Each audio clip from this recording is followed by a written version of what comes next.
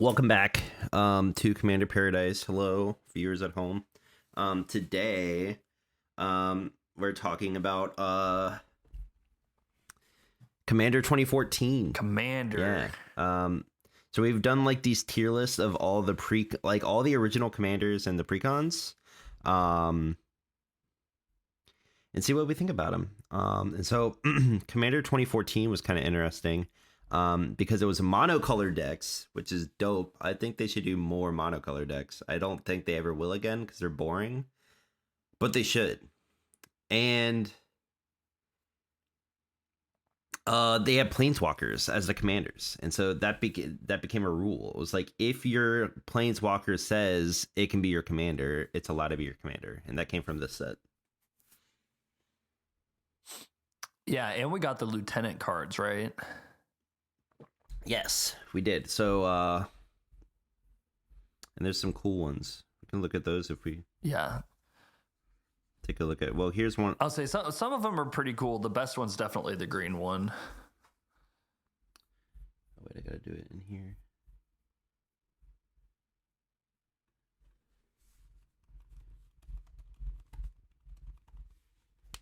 Yeah, Thunderfoot Baloth. Yeah. Yeah, that card's cool.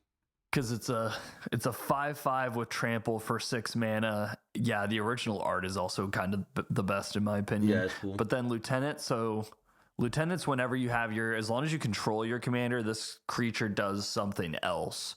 So normally it's just a 5/5 with trample, but as long as you control your commander, it gets +2/+2, and other creatures you control get +2/+2 and have trample. This one's just like kind of the best one because the rest of them are like. I think the blue one is like when this creature gets blocked, it gets +2/+2, and whenever it gets blocked, you draw 2 cards. They're all like specific to that creature, but this one is the only one that like goes wide, which is like just so good in any green deck. And if you don't believe us, listen to the green episode because I've been playing nothing but mono green since that episode came out, and it is really good. Yeah.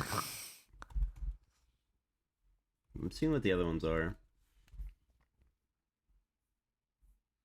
Oh wait, I gotta. The blue one is a really sick Kraken. If you just click on the set, it'll take you, and they're in the top like 6 cards of each color. Oh, you're a genius. Okay.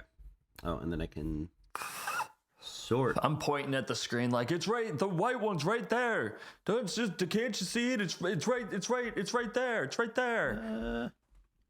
Angelic Field Marshal to white for 3/3 flyer. As long as you control your commander, it gets +2/+2, and creatures you can roll Vig. Pretty good. So 5/5 flyer with Vig. That gives all your other stuff Vig. I mean, this seems good. It just kind of. Yeah, or you could have a 7/7 with trample. Yeah. I think if you center. Just kidding. This one's pretty solid. The fact that it gives everything Vig is also solid. Yeah, no, I dig that a lot. I think it seems good. What's the blue one? Oh, it's Storm Surge Kraken. It's got hexproof.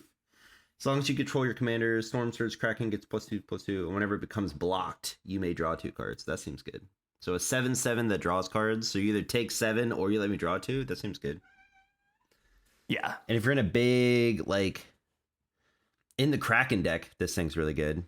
And in I have this in Jalira Master Polymorphous, so I'm like yeeting it into play for free. And then I have a and then I have a 7/7 that either is blocked and I draw cards or deal 7. So seems good. Yeah, and I like the art on it too. It's cool. I like this art. Flesh Carver. Hello. What does this do? It's a 3 mana 3/3 with Intimidate, and then 1 in a black, sacrifice another creature, put 2 counters on it. When it dies, put an XX black horror creature token on the battlefield where X is Flesh Carver's power. Seems okay. Not as cool as I thought it would be. It's cool for this deck. Once we look at the rest of the lieutenant cards, we can maybe talk about like the archetype for each deck a little bit. as we go through like the face commanders of each one. Where's the lieutenant? Oh, here it is. Right there. Demon of Wailing Agonies. 4/4 3 flyer. and 2 black. Yeah. Yeah, 4/4 flyer.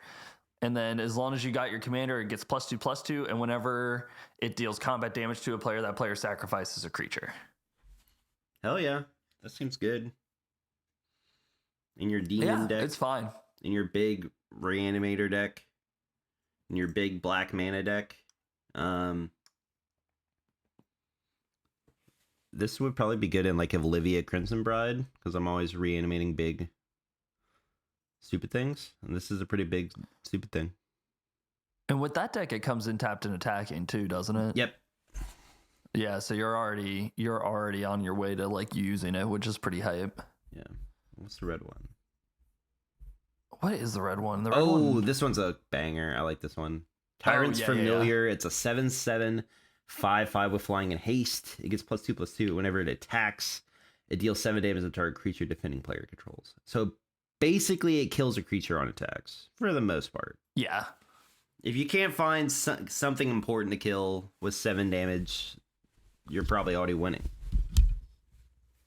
That or you're already really losing. Yeah, you're really losing it. And oh well. But this seems cool. Yeah. But these are super fun cards. I really like these cards a lot. Heck yeah. Heck yeah. Sorry to immediately derail us. Yeah. But yeah, this set is cool. Like, we got Wolf Caller's Howl. This card's kind of interesting. It just makes a bunch of tokens. At the beginning of your upkeep, put X 2/2 green wolf creature tokens on the battlefield, where X is the number of cards, whereas the number of your opponents with 4 more cards in their hand. So it just makes a bunch of tokens. Yeah, that's a cool card. They also put the offering cards in these decks. Oh wow, Song of the Dryads was printed in this set. I didn't know it was from this set. I thought it was. So that's a powerful card. Enchanted Permanent is a colorless forest land. So it just kind of deletes a commander. Dual Caster Mages from this set? I thought that already existed. Wow. I mean, that's a banger. That's a classic card. Yeah. Wow. That's crazy. They got Containment Priest.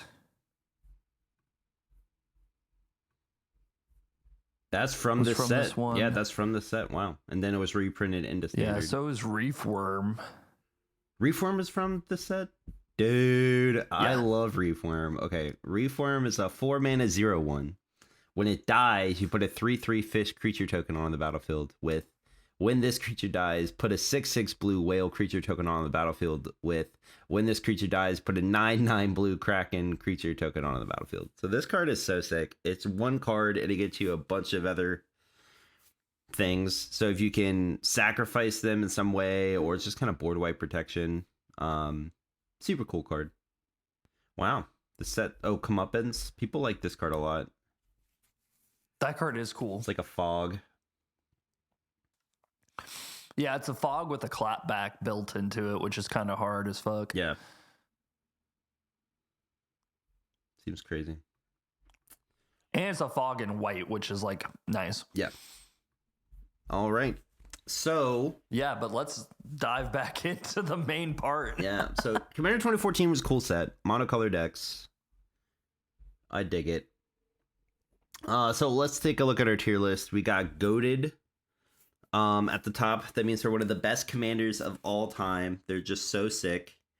Busted and or annoying. So that means you probably could be in the Goated territory, but we feel they're either annoying to play against because they're like too overpowered, or they're just generically busted and they're not annoying, but they're just like, they're a tier above. Like, personally, like, I like my commanders to be like kind of like powerful, but not overwhelming in value, where it's just kind of cringy. You know, like a lot of the top 100s are just like, or like the top 20s commanders, you know? Yeah. So Goated, you're like, just probably aren't really fun to play. Yeah. Which I can't blame you if you have fun with them. It's just not my thing. But it's not our vibe. And then we've got Sparks Joy. So might not necessarily be the best, might not necessarily be busted, but there's something about it that's got that secret ingredient X. Gives us the old razzle dazzle. So we like to put it there. And then we got the two specific tiers, meh and stinky.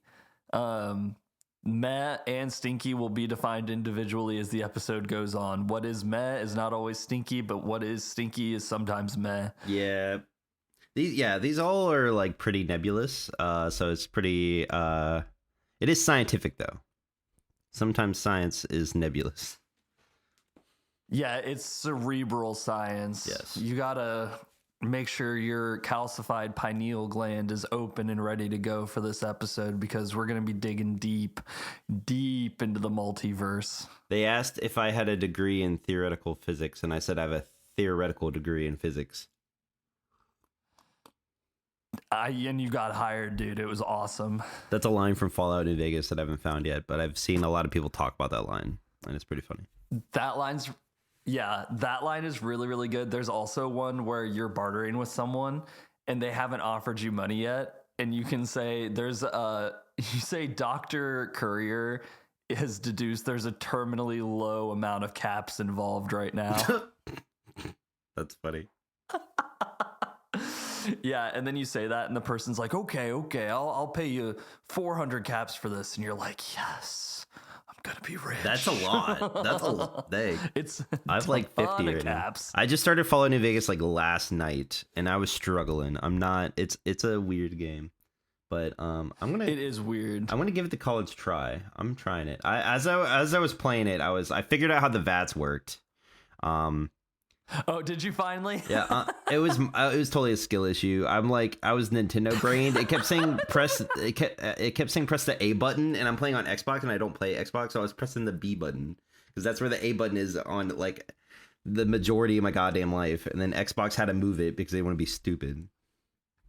That's actually really, really funny. So I was just hitting the wrong. Upset. I was just hitting the wrong fucking button. But oh well. You were like, I keep selecting and hitting accept and it doesn't do No, anything. I kept selecting and then off. pressing B. Oops. We got there. It was late. That's so funny. It was 2 a.m. Okay. Yeah. So let's dive in. I got a card up already. Let's let's go. talk about this guy. I like this guy a lot. Yeah. I think he's cool. We got Duretti, Scrap Savant, a 4-mana, 3 loyalty planeswalker. His +2 is discard up to 2 cards, then draw that many cards. -2 is sack an artifact. If you do, return target artifact card from your graveyard to the battlefield. And then -10, you get an emblem with whenever an artifact is put into your graveyard from the battlefield, return that card to the battlefield at the beginning of the next end step. Seems powerful. I like it. Yeah. The three starting loyalty and 10 minus is kind of hard to get to, but like as far as I understand, you're mostly using this for that -2 and just going on to combo land. I was trying to see if I forget what the card name is all of a sudden, but the goblin that lets you dump artifacts into your graveyard was in this deck or not, but it's not. That does have Goblin Welder, but it doesn't have Goblin Engineer. Goblin Welder is better than Engineer, kind of. Well, they're both good because Goblin Welder tutors for you, or Goblin Engineer tutors for you. But Goblin Welder has like all the combos. Like Goblin Welder is like a broken card. Yeah, I was just curious which one was in it. Yeah, solid. I mean, also being able in mono red to just get rid of 2 cards and draw 2 cards is really solid. And like you want artifacts in your graveyard anyway, so it's like I'm gonna discard like Spine of Isha and Meteor Golem or like Triplicate Titan, like just a big artifact, and then I'm gonna minus, and then next turn I'm gonna -2. I'm gonna get it back. So that is card advantage at that point. It is, yeah. You're not going up cards in hand, but you're going up cards available to you. And the emblem seems good. Whenever an artifact is put into the graveyard from the battlefield, return that card to the battlefield at the beginning of the next end step. So you can just start sacking all your stuff and then get it back forever. You kind of win at that point, unless it can exile your artifacts. But it's just like I'm just gonna keep chucking Worm Coil Engine at you. You either block it, Yeah. or it's coming back no matter what. So. Or you just keep sacking it and making the 2, and then you bring it back and you sack it again, and you make the 2, and then you sack it and make the 2 and bring it back. You know what I mean? Yeah. Seems really cool. Same thing with Triplicate Titan. It's just getting to that 10 is hard because what you're gonna have to go +2 5 +2 7 +2 9. Yeah. So you got to go 4 turns before you can even get to 11 to be able to do it, and then you have to -10 it. Yeah. So I doubt that's gonna happen. I'm always like imagining like in a pod with these commanders together. So like, like let's say you're playing like 4 of these. Like the white deck has flying. The blue deck, maybe the blue deck doesn't have anything, but the black deck had that intimidate card, so that's gonna come in. The green has plenty of trample, so Yeah. it's gonna be hard to keep them around. But even if it's just like you get like, I think the +2 and the -2 are good enough. Yeah, for sure. I mean, you +2 it, hopefully you get it around for a turn, and then you -2 it. Mm-hmm. And if everyone's got planes, that's the other thing. If you're playing in a pod of just these commanders, everyone's got a planeswalker commander, so everyone isn't going to necessarily just be shooting down your one planeswalker person. Everyone's going to have one, so... Mm-hmm. Like even just slamming this for the -2 seems really, really good. Like you just play your game, you like sack artifacts, or you just like do like Thrill of Possibility and Bitter Reunion and stuff to get stuff in your graveyard, and then you just play it on like turn 7 and just get something crazy back like for 4 mana. That seems sick. So that is sick for 4 mana. I dig it. How do you feel about Mr. Duretti? Also, he's like in a wheelchair, which is cool. Some good. Yeah, he's in this big walker thing. Yeah, he like made his own wheelchair. He's from Fiora, the Conspiracy set. I think Conspiracy came out like the previous year or something. I would give him a Sparks Joy, I think. Really? I think he's a what are you thinking? Because I'm not super into it. Really? I think it's fine. Spark Show is probably fine. Maybe he's not. I don't know. I was thinking goated, but yeah, I think he's kind of fine. He's definitely not. I don't know. He's fine. We'll go with Spark Joy because he does Spark Joy. I like looking at him. I think he's cool.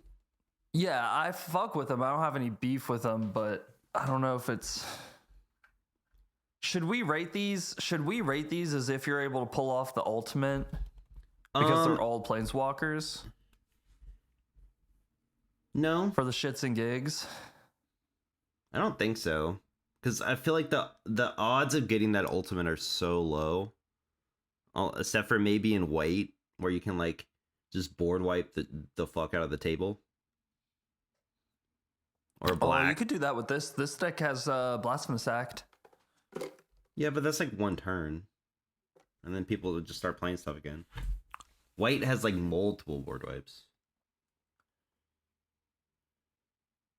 That's fair. And I don't think he's meh or stinky. I think it's a good card. I just don't think it's going like stupid ham. But that also might be my like brain rot Magic 2024 brain, you know? Yeah. This card because back in the day, people loved him. So it ain't good. He's heralded as like a classic. People love Duretti. So, but maybe he hasn't aged as well. Sparks Joy. That's where he's going. Next we'll up, leave him there. I'm curious what you think about this one. Nahiri the Lithomancer. She ends up being a big deal. She's a core from Zendikar. And she's one of the people that puts the Eldrazi into the wherever they put the Eldrazi. They put them in like one of the little pillars. You talking about the Hedrons? Yeah, do they stick him in a Hedron? Is that where they? I don't know. It was Nahiri and Soren and Ugin dealt with the Eldrazi for some reason. All I know is that the sexy one's stuck in the moon. Yeah. So Nahiri the Lithomancer is 3 white. +2, create a 1/1 white core soldier creature token. You may attach an equipment you control to it. -2, you may put an equipment card from your hand or graveyard. Excuse me. You may put an equipment card from your hand or graveyard onto the battlefield. -10, create a colorless equipment artifact token named Stoneforge Blade. It has indestructible. Equipped creature gets +5/+5 and has double strike and has equip 0. Nahiri the Lithomancer could be your commander. Starting loyalty 3. So same thing. You got to go 4 turns to get that -10, which is less enticing to me. Yeah, I think the thing with Duretti is like it goes down a little bit because I do want that -10 really bad. You know what I mean? At some point, I would probably naively try and go for it. Where with this one, I would be like, nope, I'm making a dude and I'm -2, and I'm making a dude and I'm -2, and I don't give a shit to get close to 10. You know what I mean? Mm-hmm. I do think making a body and being able to attach anything to it is pretty solid. You can get around a lot of stuff like that. And that is kind of mana. So like you're paying 5 mana for this thing, but as long as you've set up an equipment already, you're cheating that equipment cost at least on this turn. So you're getting like your mana's worth at least on the first turn, because then you can equip like a sword, a feast and famine or something, or like a Loxodon Warhammer, something with like a equip 2 or 3. So you're cheating some mana there. And then the -2 lets you get your badass equipments back. It seems okay.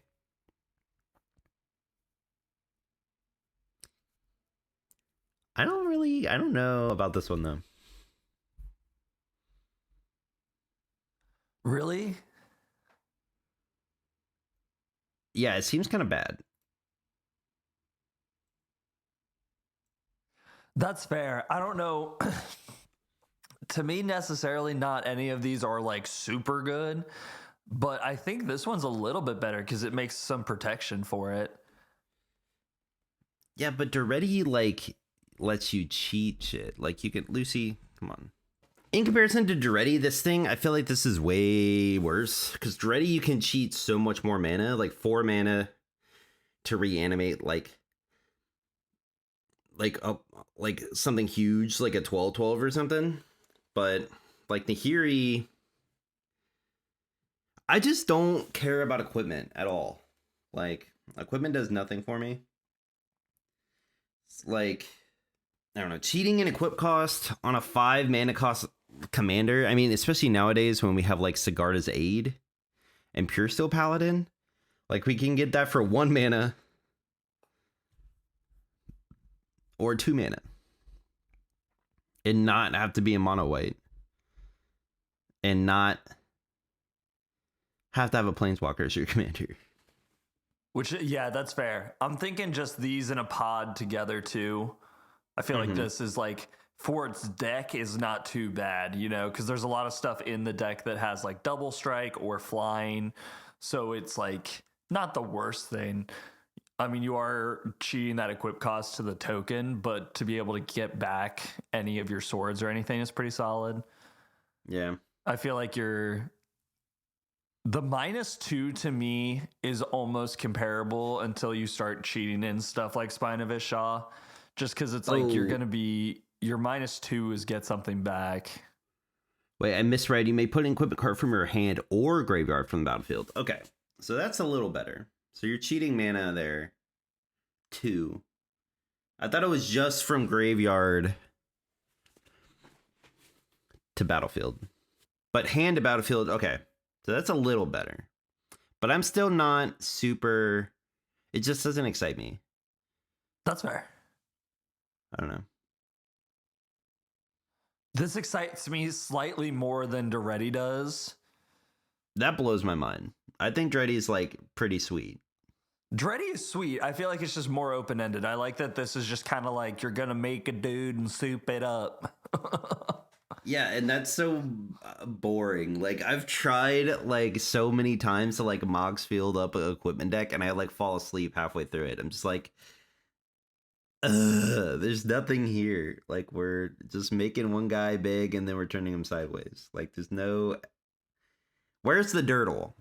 There's all good commander decks have Dirtle, and there's no Dirtle. The Dirtle in There's an equipment and Voltron deck is the space in between you killing the first player and killing the last player. Boring. You're dirtling with fear. You're dirtling with, I don't even know. I want, like, this is anti-game action. This is 2 game actions. You play Nahiri, you put a sword on a guy. That's and 2 you game make actions. a guy. That's 3 game actions, brother. Oh my god. You know what? Where you want to put her? Where you want to put her? I think I want her in meh. Okay. I would agree. I think it's fun. In my heart it's of hearts, definitely meh compared to Duretti, but like I think it's more. In my heart of hearts, she's stinky. I have one if you want her. I don't want it. You can have it, and like I have the card. Okay, yeah. If you want to build her, let's do it. I was thinking about taking apart Mangara anyway, just because I don't really play it that often. So don't take apart Mangara. Mangara's sweet. It is sweet. I just don't really get to play it that much anymore. Maybe I just need to revamp it. Yeah, just play it. Okay, next up. Okay, brother, it's easier said than done. Who do we got next? This one's actually kind of crazy because this is the first Planeswalker for Teferi. Oh, was it really? Yeah, that's crazy. He had a card, Teferi Mage of Zalfir. 2 blue flash creature cards you own that aren't on the battlefield have flash. Each opponent can cast spells only time they can cast a sorcery. So this card's kind of mean. You can like lock the board with this, with like Knowledge Pool. I think Knowledge Pool is a 6 mana artifact with imprint. When it enters the battlefield, each player exiles the top 3 cards of his or her library. Whenever a player casts a spell from his or her hand, that player exiles it. If the player does, he or she may cast another non-lane card, exile which Knowledge Pool without paying that card's mana cost. So it's a lock because opponents can only cast spells as a sorcery, so they can't cast spells on the stack. They cast a spell from their hand, and then it's exiled, and then they can play the exiled spell, but they can't because that's on the stack and it's not at sorcery speed. Oh, yeah, because you have to select it with Knowledge Pool. It's not like you get a copy that you can cast at a later date. It gets cast at the moment. Yep. Ooh, stinky. Yeah, but it's like 11 mana, so I don't know. Like it's 11 mana to not do anything. And then you can just kill Teferi on the like Knowledge Pool's on the stack. You get a chance to kill Teferi. It's fine. It is stinky, but it's just like 11 mana win the game. Seems fair. You got it. So Teferi is a little interesting. Teferi Temporal Archmage, +1. Look at the top 2 cards of your library. Put one of them in your hand, the other on the bottom of your library. It's classic. Yeah. -1. Untap up to 4 target permanents. And -10. You get an emblem. You may activate loyalty abilities of Planewalkers you control on any player's turn anytime you can cast an instant. There's like a very prolific CEDH player in like California. Like Cassius Marsh, the NFL football guy, he's been on like Command Zone. He has like a CDH tournament he runs, and this deck has won like 3 or 4 times. Oh, really? Yeah, I think it's just because that guy is just the nuts. Like that guy's really good at CDH more than this commander, and he just knows how to play CDH, and he knows his deck really well. Yeah, which is cool. The other, I'm sure it's also like with the other stuff that you can do in blue, you can crack this a lot faster, you know? Yeah. But it seems good because you can do it's like it definitely can be like the Urza stacks kind of thing, because untap up to 4 target permanents. So like you have your winter orb out, no one's untapping stuff, but you play this and then you untap 4 permanents, so you get mana. Yeah.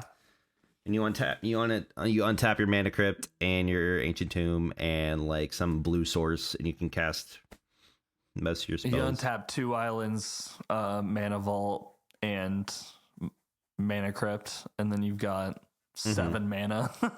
You can recast Teferi if you needed to. Yeah. That's stupid. That's really fucking stupid. Yeah, it's rough. And then you just keep accruing card advantage slowly, but I mean, just free card draw as a +1 is decent. Yeah. And get something out of the way that you don't need. Good AF. Yeah, I think it's good. I would not. This doesn't really excite me, but I think the card itself is solid. Like if you want just a generic blue deck, this is pretty blue. I don't know what you do with this besides just play a bunch of blue cards. Like just like blue good stuff. But as a blue good stuff commander, it's probably good. Yeah. Probably really good. I think it's a little boring, personally, but someone likes it, apparently. Yeah. The -1 is like kind of stupid. Goes crazy. Untap up to 4 target permanents is pretty powerful. So maybe you synergize with that. You just play a bunch of stuff where it's like you like tap for abilities, and then you play this, and then you untap them, and then you get to do the abilities again. Yeah. I don't know what that would be, but I bet there's some cute stuff you could cook up. What do you think? Where would you put Teferi? I don't know, because it's definitely not meh or stinky. It doesn't spark joy.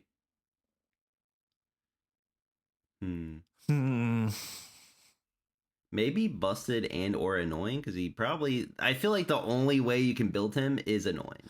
Yeah, let's do that.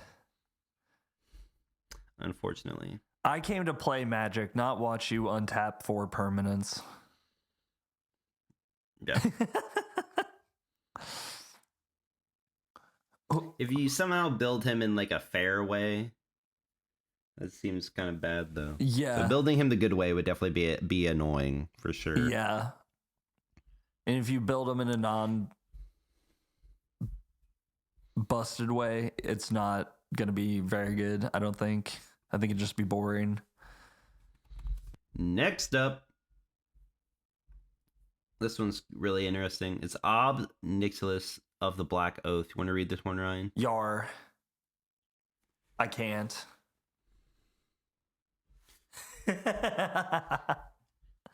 There you go. Ob Nixilis of the Black Oath, 3 and 2 black with 3 starting loyalty. He's got +2. Each opponent loses 1 life, and you gain life equal to the life lost this way.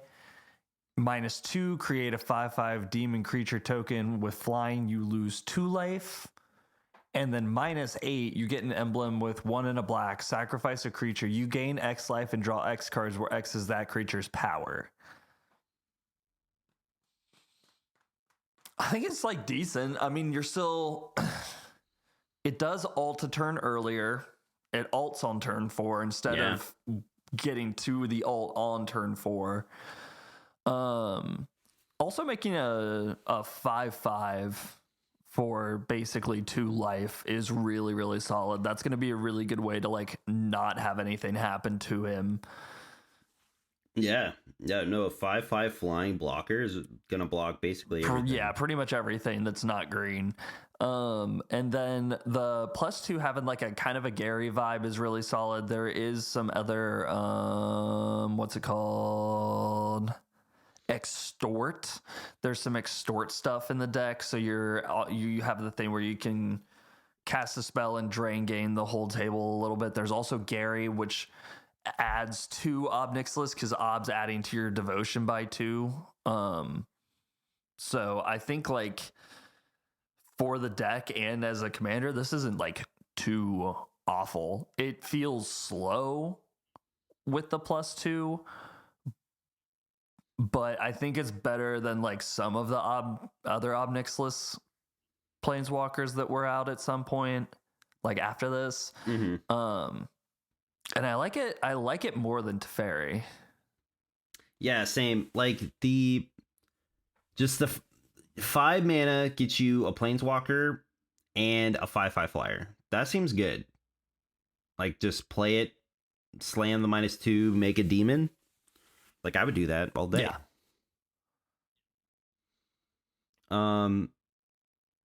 And the +2, yeah, it's just, I mean, you're just gaining 3 life a turn, but you're in black, so you're gonna be paying a bunch of life. So just like slowly getting some life gain back as you're doing your generic mono black stuff seems decent. And then you have a 5/5 just to do whatever you want with. And if somehow you can get to that -8, you can then sack that 5/5 and draw 5 cards. Seems good. Yeah, so far this is also the card that seems the most likely to like stumble onto the emblem, where you're just like kind of +2ing it over the course of the game, and you're like, oh wait, okay, now we can actually do this. Let's go. Imagine Yawgmoth in here where you're just proliferating every turn. That would go crazy. Yeah. And I think the art's pretty cool. Because you get you 3 life back to feed back into Yawgmoth for your sacking and countering. Yeah. I fucks with him. Cool. I like him. I think he's cool. I think he sparks joy. He's interesting. He looks badass. Yeah, he definitely sparks joy for sure. He's got that altar in the background that's spooky too. There's like shit's going on. Yeah, and this is like before he turns into like a demon. Yeah. Which we never see. We like see him on Zendikar as this guy. Yeah. Which that card is also very sick.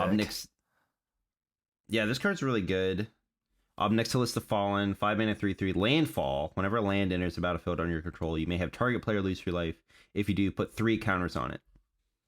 Like, why does it have landfall? Because it was in Zendikar. No, I know. Just as like as a black legendary creature.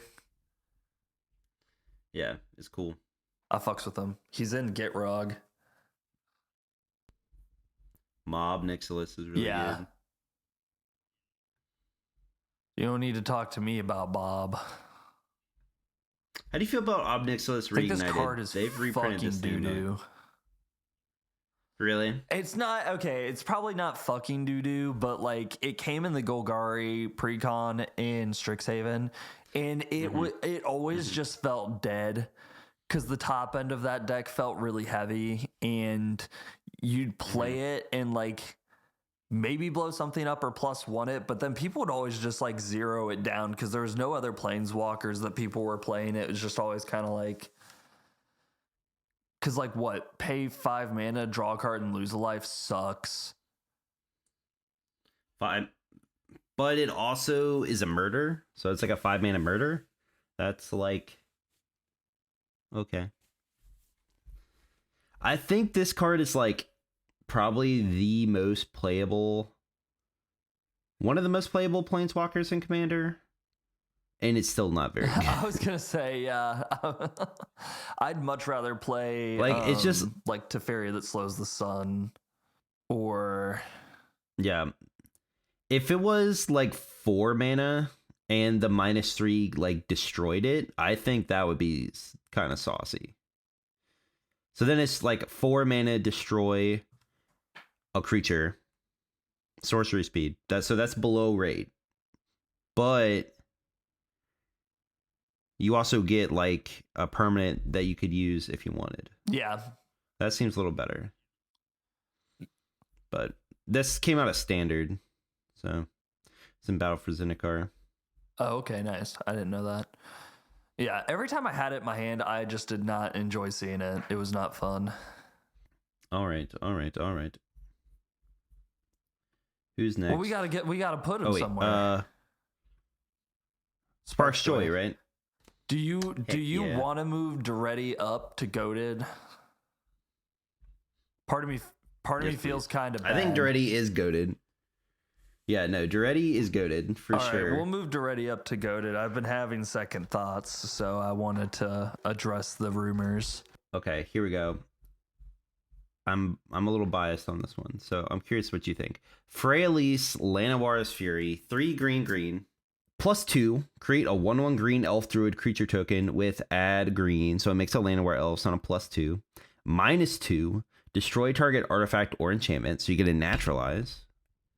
Or -6, draw a card for each green creature you control, which is like a verdant something. Is it Regal? Regal Force.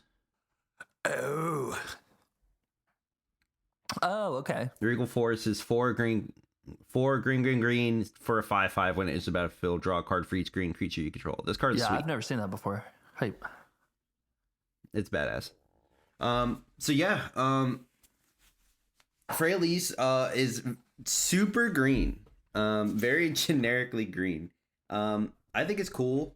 I think this is a pretty cool design. The precon is very elf focused. So it's like an elf deck. It's got like a Zuri Renegade leader in it. It's got a bunch of elves.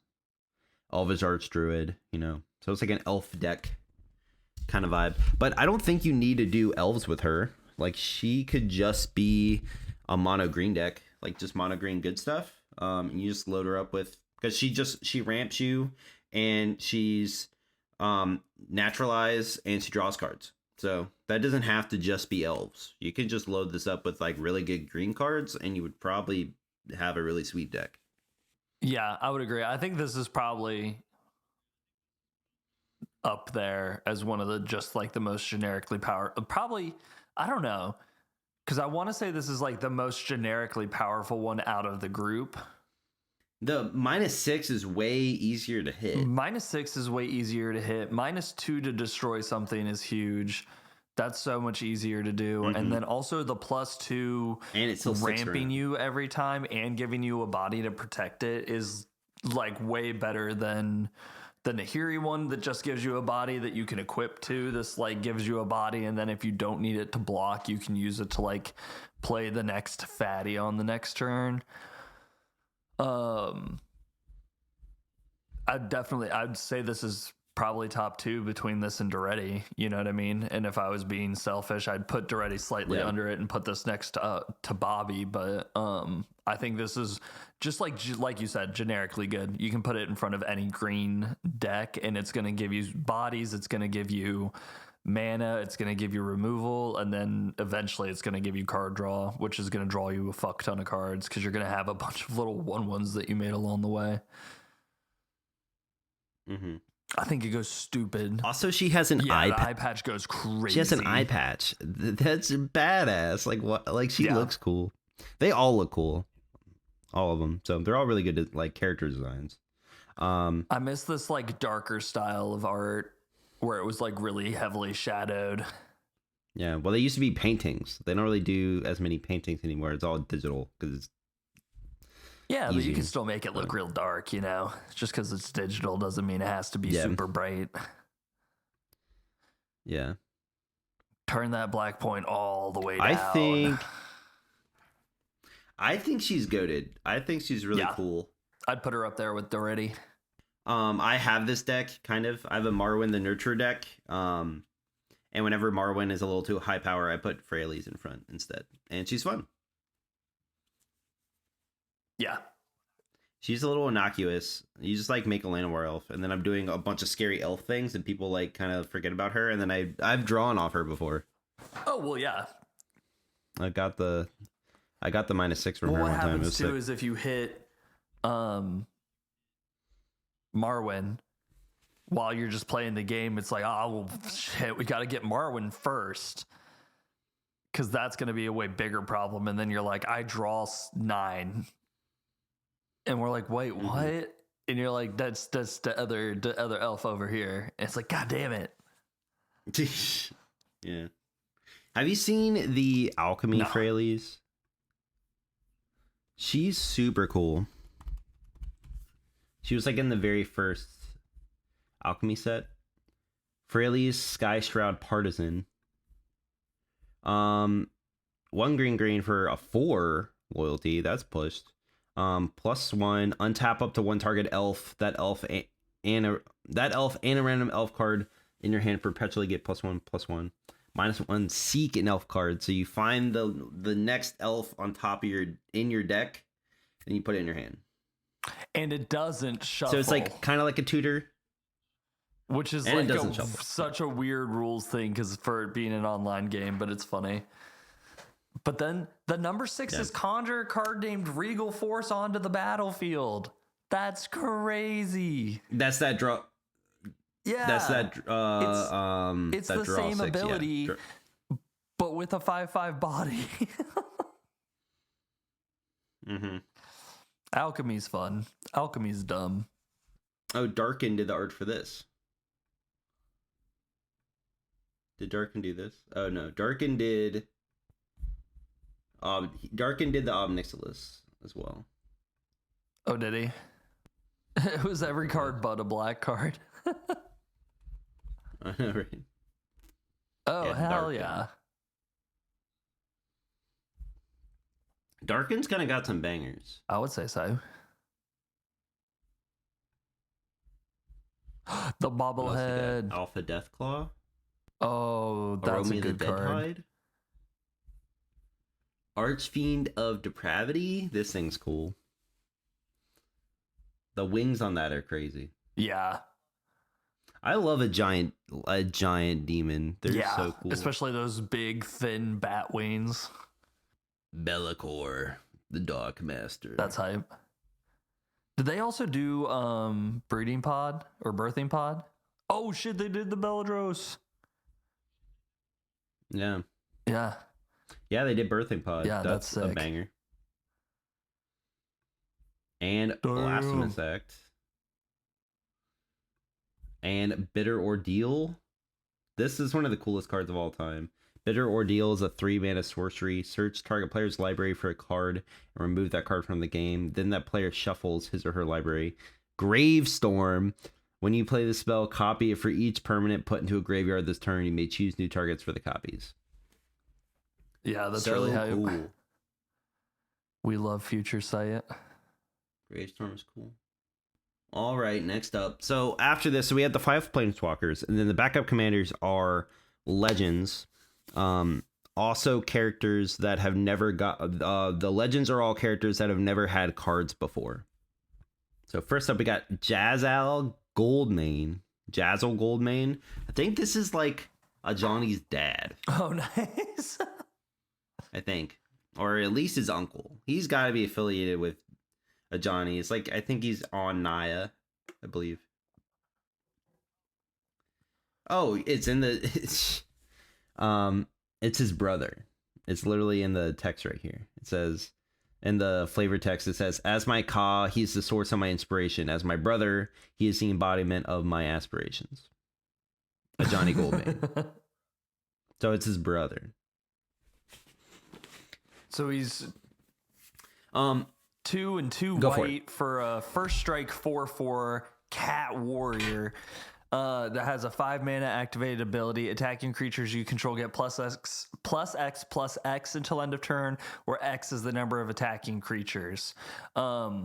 Which I think is pretty solid, especially in a white deck. You're going to be probably going wide with a bunch of little dudes, and 5 mana for what is kind of close to a white overrun is like pretty solid, especially in the command zone when it's 4 mana and your commander's also got first strike built in, so it's pretty easy to at least swing with them. Pretty solid card.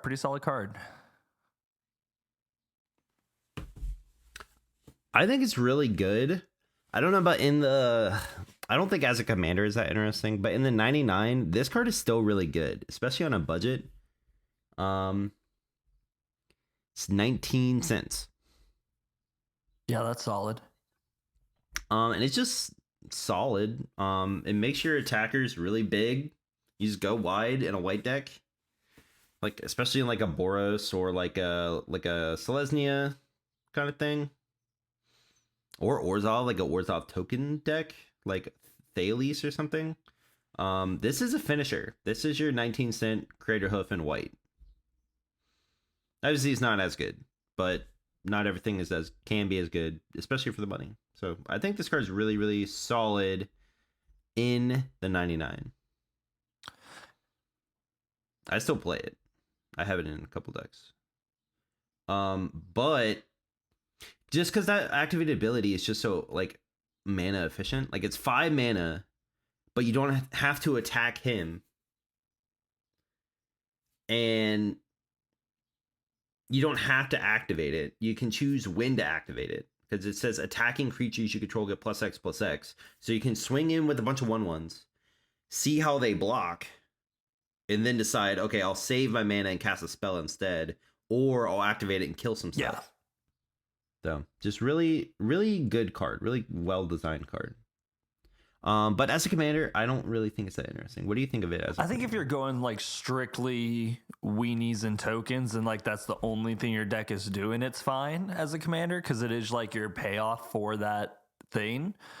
But if you're doing like anything else in a mono white deck where you're doing like you're making tokens and maybe going kind of wide, but you're also doing like life gain and some other stuff, I would pick anything that has like some kind of card draw over this. You know what I mean? This is totally fine in the 99. I would say, I don't know. What are you thinking? I think in terms of a commander, it might be meh. Yeah, I think it's meh. Not a bad card. It's just like you have to really, your deck's got to be that one thing for it to cook. Yeah, like it's the payoff, but it's not an enabler. Yes. Like in modern Magic, there's enough power creeping going on that you should just, for whatever you want to do, there's something that will draw you cards or just give you some sort of just give you something extra, even for attacking. Yeah, and that's also like going back to Mangara. It's just like any white deck, you could put Mangara at the helm because you're going to be drawing extra cards, and that's kind of what you really need. And then you just do all the rest of the stuff that white's good at. So, like eventually. Or Oketra, where it's like it gives you 2 bodies for 1 body. Anything that jumps you ahead, so that way when you actually cast Jazal, you're cooking. You know, you're already swinging for big buffs. Big buffs. What do we got? We're going blue next, right? Yeah. We got Stitcher Geralf. Stitcher Geralf. Oh, it's a 5 mana 3/4. One day I'll remember. 5 mana 3/4 with the activated ability that says 2 and a blue. Each player puts the top 3 cards of his or her library into his or her graveyard. Exile up to 2 creature cards put into graveyards this way. Put an XX blue zombie creature token onto the battlefield where X is the total power of cards exiled this way. What do you think? This does nothing. 5 mana to then have to wait a turn and then pay 3 to then mill 9 cards, 12 cards off of decks and make like a 6/6. Yeah. And there's the downside, you also have to tap him to do it. I mean, you could do it at instant speed on end step and stuff, but the other thing is, okay, so it was errata to say mill. So you can now do mill if you care. It is mill, specifically the keyword mill. So that maybe makes it a little better where you can like double. If an opponent would mill, they mill 2. So you run Brewvac in this, so you get a little more value. maybe a little bit. There's not a lot of stuff that's going to add to the mill of this, though. You know what I mean? It might be stuff that mills at the end step, but it's going to be kind of hard aside from Brewvac to get mill that makes each player's mill 3 bigger than that. So it's like you are kind of hitting, 12 cards each time because you're also milling 3. And that just requires everyone to have other stuff too. I think flavor wise, it's super fun because you're taking two creatures and mushing them together to make something else. But like, unless you're playing against like angels, dragons, demons, green stompy, like if everyone else is playing like Grixis combo and Is It Storm and stuff like that, you're gonna pay 3 mana to get a 4/4. I think in the 99 of a mill deck, so like you're trying to mill out your opponents, this might be good because you're getting like blockers to like, you're getting like a decent sized blocker, because like when you start milling people's stuff, they're going to start trying to kill you, and you'd be like, okay, well, I'm removing your creatures here. Everyone's milling 3. I'm going to get the scariest things that could be reanimated. They're gone. Now I got a 5/5. I'm going to block with my 5/5, and I'm going to keep milling you. And I'm going to do that every turn. Yeah, on top of the other stuff you got. Which seems good. Yeah, so that seems decent in 99. Or also just in a zombie deck, or in like a blue deck that cares about like self-mill. Because you're just like, you mill 3. So you get 3 cards in your graveyard, 2. And then you just remove your opponent's stuff. Like, remove their best creatures that they've milled. They're exiled. They're gone. They'll never get them back. And then you just get a body for it. So it seems decent. But as a commander... Yeah. I don't want to do it gets any better of that. the more colors you add to it. But the fact... If it was 4 mana... Yeah. In a Demir deck, this seems good. Yeah. In a Demir deck, this would go hard. I feel like if it was 4 mana and then 3 mana tap and do the thing, that would be so much nicer. That 5 mana hurts. I just don't want to do that. Yeah, that's a lot. 5 mana. And then you have to pay 3. I mean, paying 3 for and that tapping seems it is fair, fine, but the fact that but it's like 5 to get it out is just like... It feels so hard. And then as soon as it gets removed, it's 7 mana. To wait a turn and pay 3 to tap and mill. God. I'd rather play it in a black deck where I can actually it's reanimate stinky. it turn like 2, you know, and then start doing it. Like that would go hard. Ooh, But start cooking. I'm gonna say, as a commander, we've got our first stinker. Yeah, stinky. Sorry. Sorry, Giralf Giralf. apologists. You love a man that hangs out with corpses. Do you see the new Giralf? From the Outlaw set? Yeah, it's kind of cool. See, we got a 3 mana Giralf. Here we go. For a 2/3, whenever you cast a spell during your turn other than your first spell that turn, you make a 2/2 blue and black zombie rogue creature token. Whenever a zombie enters the battlefield under your control, but a counter on it for each other zombie that entered the battlefield under your control this turn. So it's like a souped up monastery mentor Yeah. kind of thing. Mm-hmm. Like a tower hand. And the zombies get bigger and bigger and bigger. Yeah, as long as you keep casting spells, the zombies keep getting bigger. Yeah, Which is cool. I dig that. I fuck with it. Yeah, I just know, 3 mana yeah. for that. That's pushed. That's like that's actually a card I would want to play. Giralf Visionary Stitcher. It's a 3 mana 1/4. Zombies you control flying. Seems good. Pay a blue. Tap and sack another non-token creature. Create an XX blue zombie creature token where X is the sacrifice creature's toughness. So mono blue toughness. Make flying Which that's zombies. kind of fun. Play a fuck ton of like 1 mana 06 defenders and then sacrifice Yeah, like the like the turtles or whatever they're called.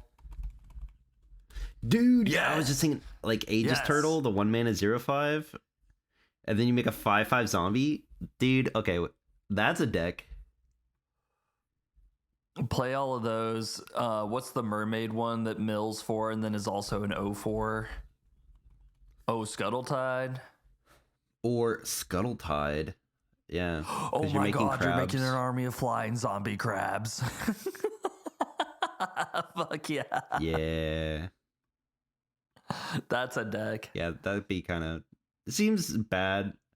Yeah, it'd be a bad deck. Everyone but would be it'd like, "I'm gonna fun. leave this weirdo alone. He's making crabs," and then all of a sudden they die from the crabs, and you're like, Dude, if you're on, yeah, on like a budget, like on like a 25 like a $20 budget, this would probably we should be try pretty and good. brew it. I think it'd be fun.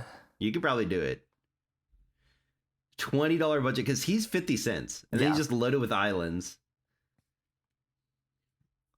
Okay, $20 draw off Visionary Stitcher deck. How much is like reconnaissance mission? 39 cents. Hell yeah. We're cooking, bro. We're cooking. dealing. And how much is Aegis Turtle? Probably $5.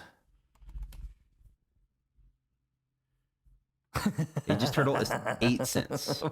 We are so back, bro. back right now. Dude, that deck would be sick. Yeah, we're gonna Hold brew up. it. Let me build this today. That'd be fun. Okay. Sorry, we got distracted.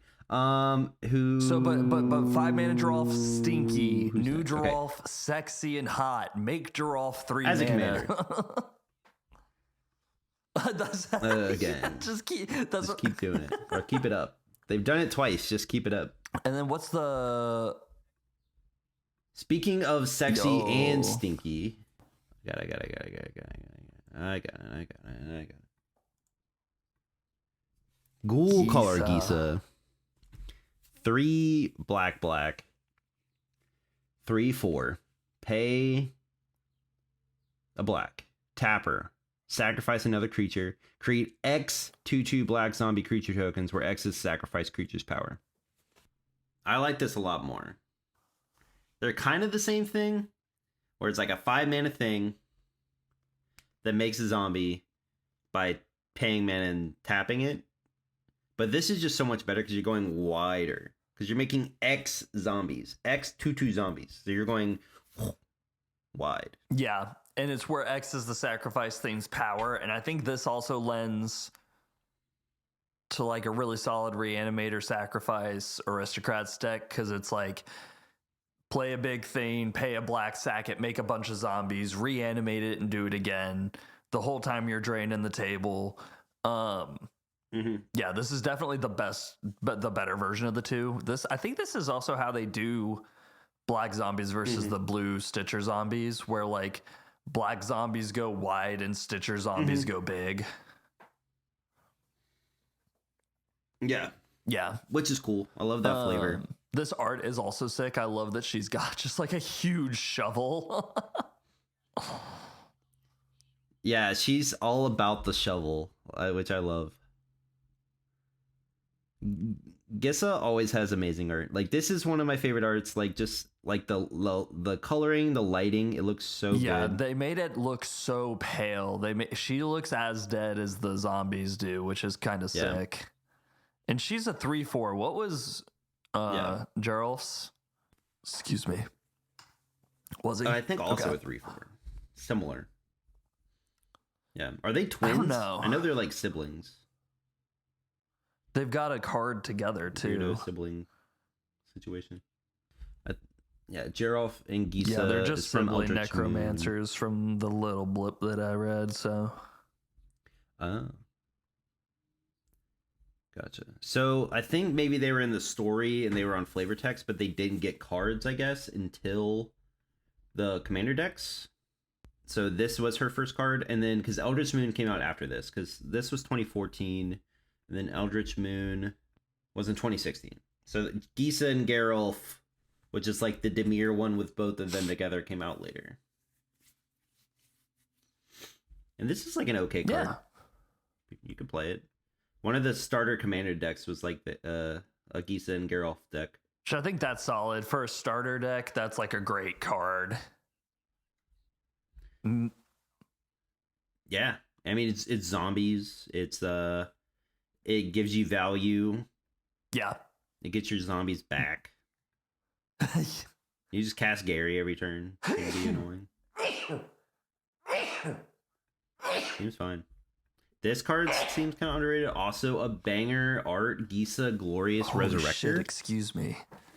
A 4-mana 4/4. If a creature an opponent control would die, exile it instead. And then at the beginning of your upkeep, put all creature cards exile with it onto the battlefield under your control. They gain decayed. So you like just steal stuff that dies. Yeah. Kind of a banger. And really good art. Yeah, She's having a that art is blast. sick. She's having so much fun. But what do you think about Gisa, Ghoul-Caller I Gisa would say specifically as a probably commander? sparks joy. I think if I was playing just like a zombie deck, I would at least consider it. You know, there's a like if I want to make a lot of zombies and make them fast, that's not the worst way to do it. Mm-hmm. You want to be mono black zombies specifically, just because you like the idea of mono black. Definitely one of the best, if not the best. I don't know what would be better. So seems good. Yeah, I like just think it She's feels definitely fair. fun. Everything feels decently costed. And you're kind of you're gonna be doing stuff already that fits it. The problem with the Drolf one is that it doesn't totally lend itself to what you'd probably already be doing. You know what I mean? Especially in the pre-con. Because Teferi doesn't care about milling at all, you know? Yeah. At all, no. But at least Gisa, that gives you like just getting a bunch of zombies is just really good. Like just have their blockers, their things you could sacrifice. It is a sacrifice trigger. Yeah. Like she says sacrifice on it, so that's a thing. So whatever you sacrifice is gonna die. That's gonna do all your stuff. I like her, yeah. So she's just good. But what we got, and she's cool. it is fun. I like Shovel is fun. This is it's an interesting set of decks because some of them are very clearly like pretty together and have some pretty solid ideas. But like I feel like the mono blue one is just like doodle the deck. Next up, we got Felden of the Third Path. 1 red for a 2/3. Pay 2 in a red, tap him, create a token that's a copy of target creature card in your graveyard, except it's an artifact in addition to its other types. It gains haste, sacrifice it at the beginning of the next end step. And the flavor text is, she will come back to me. I think... Yeah. Yeah, this the story behind Felden is really sad. His wife dies in the Brothers' War. And he's the leader, one of the leaders of the Third Path. So you got Urza and you got Mishra. They're the two sides, and then the Third Path is the one in the middle that was trying to be like, dude, fuck both of these guys. Can we like not do either of these? And they were the third entity or whatever. And his wife dies. He tries to bring her back, and she's like a husk. She's like a simulacrum of like herself. So it looks like her, but her soul isn't there, and he's sad. Yeah, sad old man story, but banger alert of a card. Sneak attack for all your creatures in your this graveyard card's really cool. in red, which is crazy. Yeah, and the fact that it doesn't it doesn't exile them, right? So you can just do the same creature over and over again, which is sick. Mm-hmm. I'm just, you know what? This might be an easy one, but I would say goated. Yeah. I think he's goated for sure. He's really cool. I mean, just the shenanigans you could do, like get an Atali every turn, get like a combustible Gear Hulk every turn, get a Inferno Titan every turn. Yes. Get a Triplicate Titan every turn. Yes. You know, just stuff. And you sacrifice big it. Things I want to be doing. For 3 mana, and activate. Sacrifice it too, so it does die. So if you do Worm Coil Engine or Triplicate Titan, you're getting those death triggers. Yeah. I like it. Next to no mana investment for big tubby payoff. Yes. And you just kind of like play red stuff. You like Faithless Looting, throw the possibility. Get your lands, discard big fatties, play your lands, reanimate big fatties. It's lit. Yeah, I fuck with them. Definitely goated. Not a lot to say. Yeah, it just about speaks him, for just that itself, he's kind of. fucking cool. I remember when I first started playing Magic and that card, I just was like, I don't get it. I was like, I don't know how to use this. I couldn't really like, it just didn't click for me. Yeah, but now I want to give it another go. Wrap your head around it. Yeah, I want I want a new mono red deck. I'm kind of tired of dragons. So maybe I'll build him, or you can build him, and I'll build someone else. But Either someone you should build him I think and I'll build crabs, zombies, or vice versa. Okay. I mean, I kind of Okay. want to build crab zombies, so you can have Feldon. Let's I do a need crab- $25 I need budget to feel off. something, dude. That $20 Feldon would be really good. I bet. Is this our last one? Sorry.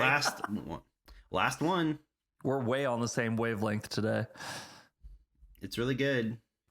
It's Titania, Protector of Argoth. A 5-mana 5/3. When it enters the battlefield, return target land card from your graveyard to the battlefield. Whenever a land you control is put into a graveyard from the battlefield, put a 5/3 green elemental creature token onto the battlefield. This card's sweet. This card's really cool. There's a lot of really weird cards you get to play in this deck that like sacrifice your lands. And like our friend Josh, friend of the show, Josh is in gaming, has this deck and he loves it. He's always rambling about I just like sacrificing my lands. I think it's fun. Yeah, So. it's a super fun design. It's also just like kind of the opposite of a lot of green stuff. It's like, why would you play all your lands just to get rid of them all? But then it's like, well, if you get rid of them all and you have a bunch of 5/3s, you kind of just win the game. Like you kind of, yeah.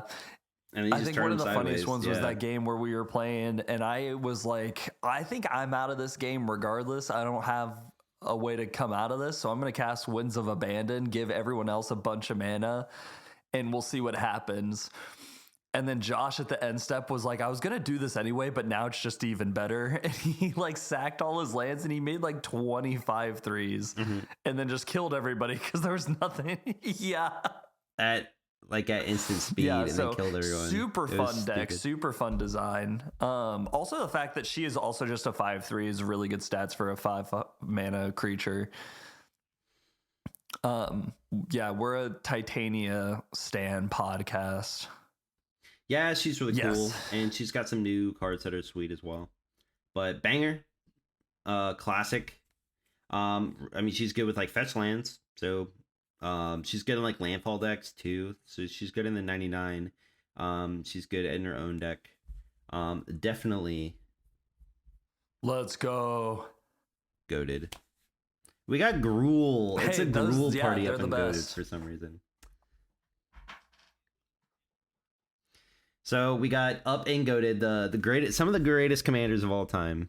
We got Duretti, Scrap Savant, Freyalise Lanoir's Fury, Feldon of the Third Path, and Titania, Protector of Argoth. In busted and or annoying, we have Teferi, something, Temporal Archmage, classic card, definitely kind of annoying. If built appropriately, well, Yeah, built built like fairly, optimally, it's annoying. Not fun. Sparks Joy. Yeah. Sparks Joy, we got Obnixilis and Ghoul Color Gisa, the mono black. Oh, In shit. Meh, we got the mono white. We got we got Nahiri and Jazal Goldmane. I love Jazal Goldmane Yeah. in the 99. Just as a commander, it's not that interesting. And in Stinky, we got Stitcher Giralf. Yeah, that card is fairly stinky. So this is a definitive list too. But yeah. Oh yeah, definitive. Gruul Party 2014. Gruul Party. was Gruul's year. Up at the top. Happy 10th anniversary Gruul Party this year. Maybe we'll have another one. Who knows? It'll take us about 4 years to find out. But yeah,